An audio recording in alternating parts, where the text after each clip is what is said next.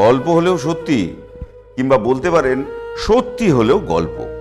উত্তর কলকাতার বনেদি পাড়ার মাধব চাটুর্যের বাড়িতে ঠাঁই হয়েছিল প্রত্যন্ত গ্রাম থেকে চাকরি খুঁজতে আসা গণেশ গুছাইতে, ওরফে গনসার।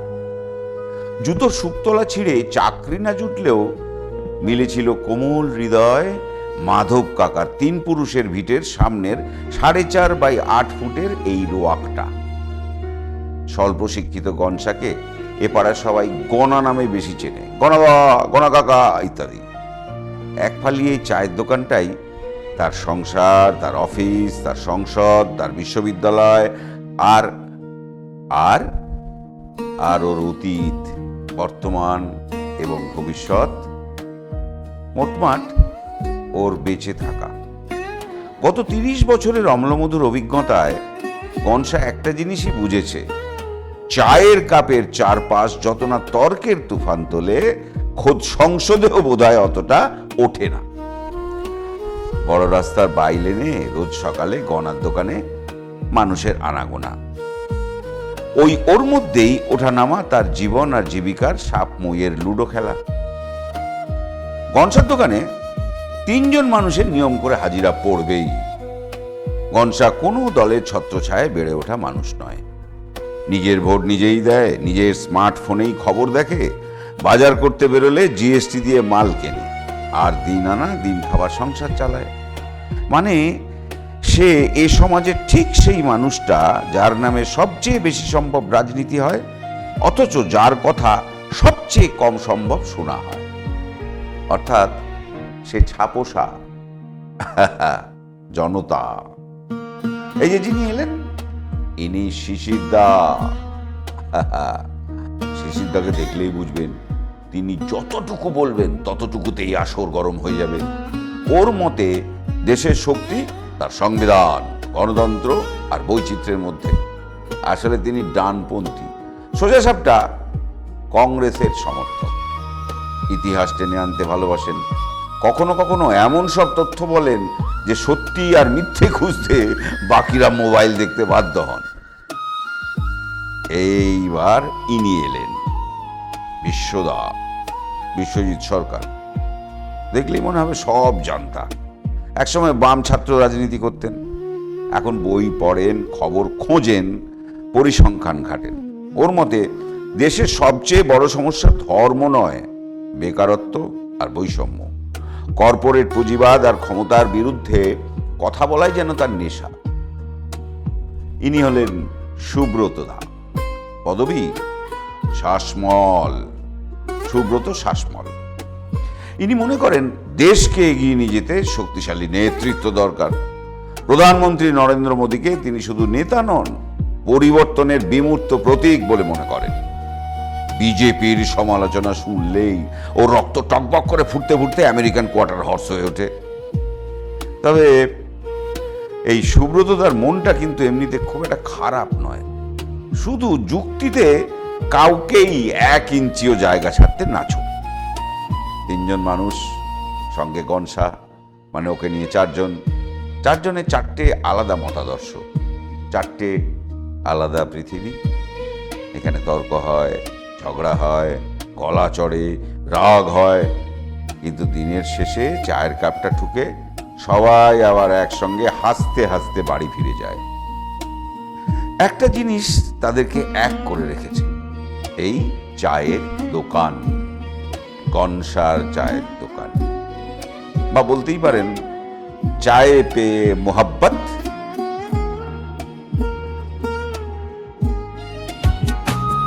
চায়ের কাপে প্রশ্ন ওঠে দেশের ভবিষ্যৎ,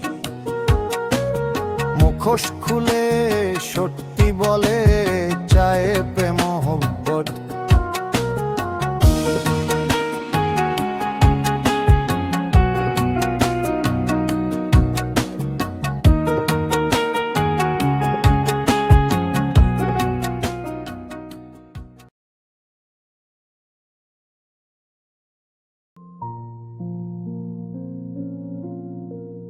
আচ্ছা, এই যে কদিন ধরে টিভিতে, সোশ্যাল মিডিয়াতে ককরোচ পার্টি শুনছি, এরা কারা? আরে তেলাপোকাদের তো জুতোর তলায় টিপলেই প্যাট, সেখানেই শহীদ। ওরে গনা, ওটা তেলা পোকা বা আরশোলা নয় রে মূর্খ, ককরোচ জনতা পার্টি। তোর ওই সোশ্যাল মিডিয়া থেকে বেরোনো ভুইপোর এক পিস দল, বুঝলি? বোঝো কাণ্ড, কোনো দল আবার মোবাইল ফোন পুড়ে বেরোয় নাকি? আরে আমাদের সময় তো পার্টি মানে দেয়াল লেখন, মাইক, মিছিল, পোস্টার। वक्त बदल गया रे गनसा। এখন এক একটা hotcake reels Instagram post viral হলে তখন লাখো লাখো ভিউয়ার্সের মাধ্যমে সারা পৃথিবীতে পৌঁছে যায়। চিনলে জানলে ভিউয়ার্স বাড়লেই যে আন্দোলন হবে সেটা কিন্তু নয় বস। শুনলাম দিল্লিতে নাকি ইয়াব বড় আন্দোলন হবে, তারপর তো 7 দিন সবাই দিয়ে সবাই চলে গেল।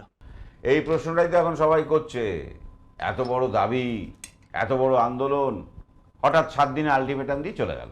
মেটাম? এই আলটিমেটাম মানে? ডিম সিদ্ধ। ডিম সেদ্ধ? মানে সরকারকে সময় দেওয়া হয়েছে রে মূর্খ। তাই বলো। আমি ভাবলাম বোধহয় ডোনাল্ড ট্রাম্প নয়তো কোনো অন্য ট্রাম্প কোম্পানি এসেছে।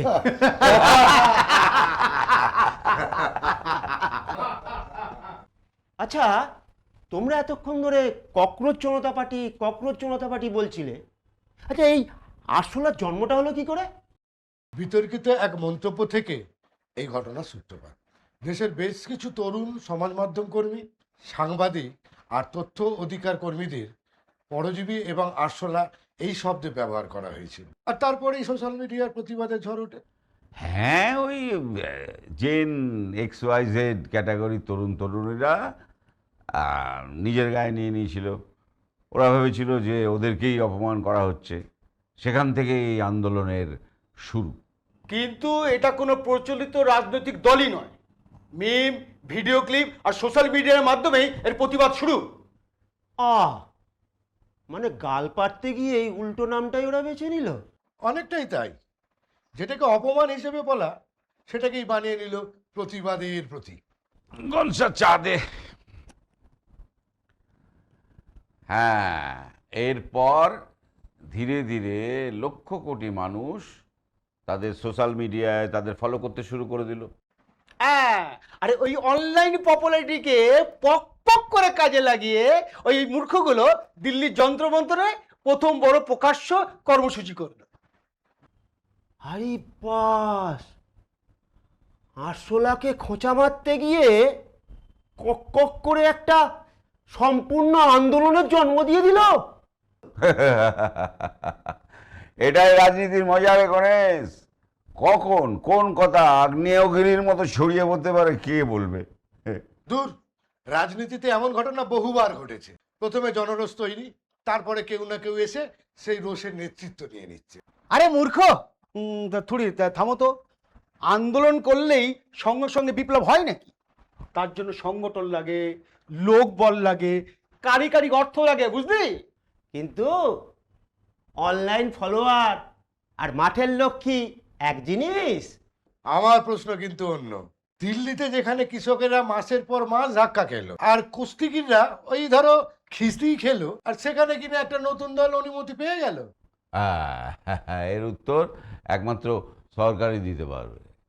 যেদিন অভিজিৎ দীপকে দিল্লি বিমানবন্দরে নামলো, আর দিল্লির, আরে বিড়িতে না একটা, দিল্লির আইন শৃঙ্খলার ইতিহাস যারা জানে তারা জানে যে দিল্লির বুকে বা যন্তর মন্তরে আন্দোলনের অনুমতি পেতে তোমাদের ভাষায় কতটা পক পক মেহনত করা হয়। মূর্খ, সরি, অনুমতি মানেই ষড়যন্ত্র নয় রে পাগলা। কিন্তু প্রশ্ন তো উঠবেই। হ্যাঁ, প্রশ্ন কি উঠবে? সাধারণ মানুষ তো তুলনা টানবেই ভাই।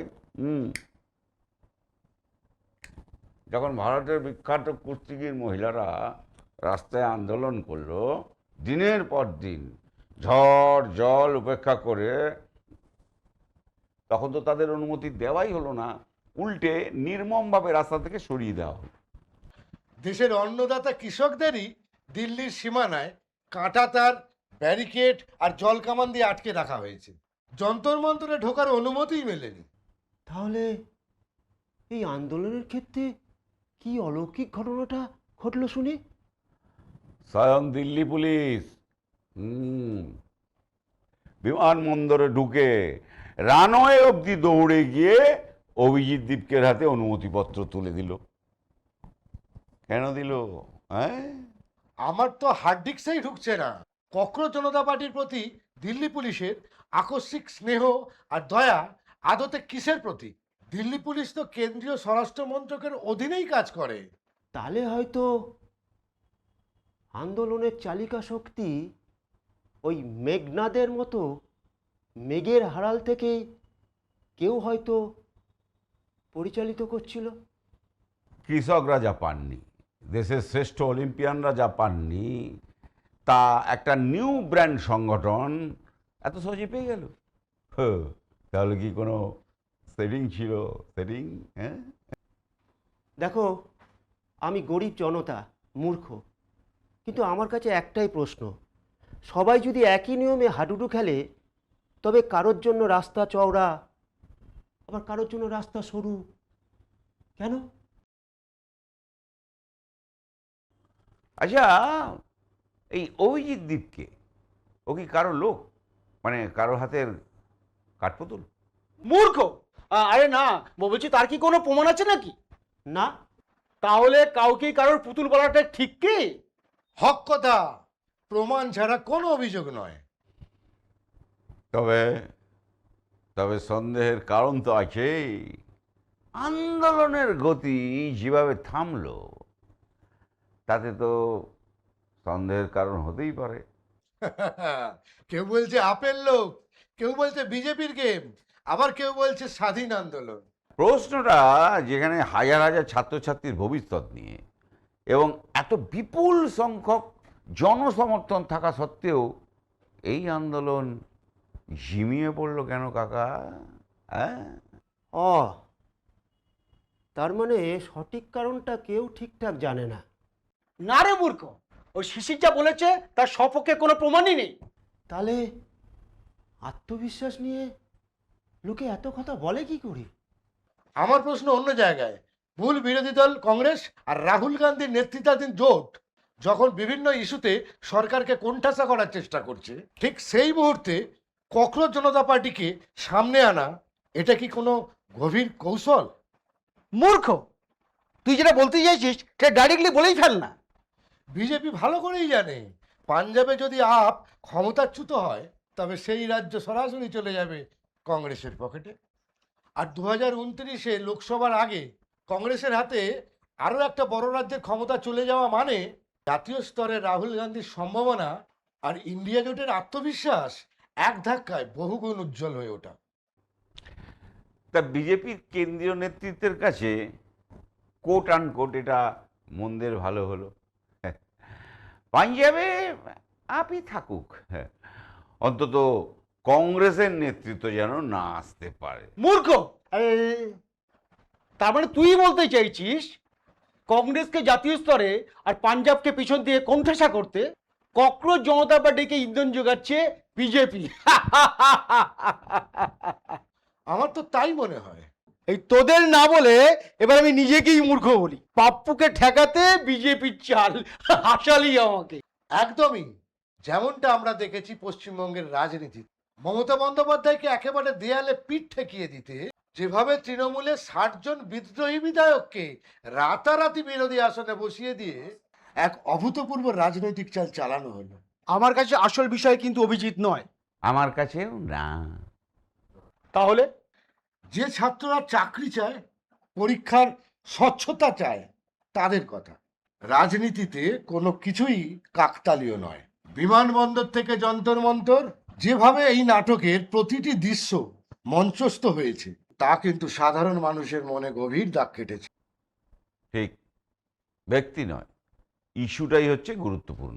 আর এই ইস্যু সমাধানও গুরুত্বপূর্ণ।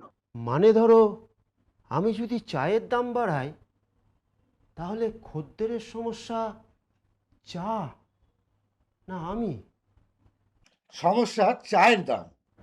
আচ্ছা, ছাত্রদের সমস্যা যদি শিক্ষা চাকরি হয় তাহলে নেতা কে? আর সেটা নিয়েই বা এত ঝগড়া কেন বাপু? রাজনীতিতে ইস্যুর চেয়ে অনেক সময় মুখটাই বড় হয়ে ওঠে। মানতো শোনা। রাজনীতির ময়দানে জয়টা এতটাই বড় ফ্যাক্টর যে দেশের হাজার হাজার তরুণ তরুণীদের ভবিষ্যৎ এবং স্বপ্নগুলোকে পলিটিক্যাল কোল্যাটারাল ড্যামেজ হিসাবে, মানে রাজনৈতিক খেসারত হিসাবে ধরে নেওয়াটাই এদের দলের দস্তুর। মূর্খ। বিরোধীরা সেই মুখ ব্যবহার করে সরকারকে আক্রমণ করে। সরকারও অনেক সময় মুখটাকে সামনে রেখে ইস্যুটাকে আড়াল করে। ধুস শালা, মানে ফুটবল ম্যাচে ফুটবলটাই হারিয়ে গেল। একদম। মূর্খ। তুই তো দেখছি আজকাল আপগ্রেডেড মূর্খ মারি। হ্যাঁ, বেশ ভালো ভালো কথা বলছিস। মূর্খ জনগণ হয়ে চা বেচি, কিন্তু মাথা বেচি না কাকু।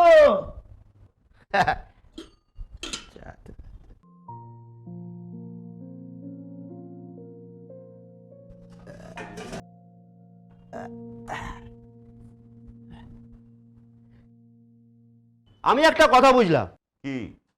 অভিজিৎ কার লোক সেটা হয়তো কদিনের মধ্যেই জানা যাবে। হতেই পারে, যদি এই আন্দোলনের জন্ম কোনো সততা থেকে না হয়ে স্রেফ 2027-এর পাঞ্জাব বাঁচানো কিংবা 2029-এর লোকসভা নির্বাচনে কংগ্রেসকে রোখার এক ব্যাকডোর স্ক্রিপ্টেড নাটক হয়ে থাকে, তাহলে এদেশের যুব সমাজ আগামী দিনে কার উপর ভরসা রাখবে? ন্যায়ের দাবিতে এরা যখন রাস্তায় নামবে, তখন কি আমরা এটা ভাববো যে এদের আবেগকে কোনো রাজনৈতিক মাফিয়ারা টাকা দিয়ে কিনে নিয়েছে? মূর্খ। এটা ভুল প্রমাণিত হবেই। কিন্তু ছাত্রদের ভবিষ্যৎ নিয়ে যে প্রশ্ন উঠছে সেটা যেন না হারিয়ে যায়। সেটাই আসল কথা। সেটাই গণতন্ত্রের কথা। সেটাই দেশের কথা। দেখো, আমরা গরিব চাওলা, বড় বড় রাজনীতি বুঝি না, কিন্তু একটা জিনিস বুঝি, নেতা আসবে যাবে, দলও আসবে যাবে, কিন্তু ছাত্রদের ভবিষ্যৎ নিয়ে যদি খেলা হয় তাহলে হারবে এই পুরো দেশ। তাই কাউকে অন্ধভাবে বিশ্বাস করার আগে প্রশ্ন করুন, কাউকে ঘৃণা করার আগেও প্রশ্ন করুন, কারণ গণতন্ত্রের শেষ শক্তি নেতা নয়, প্রশ্ন করা মানুষ।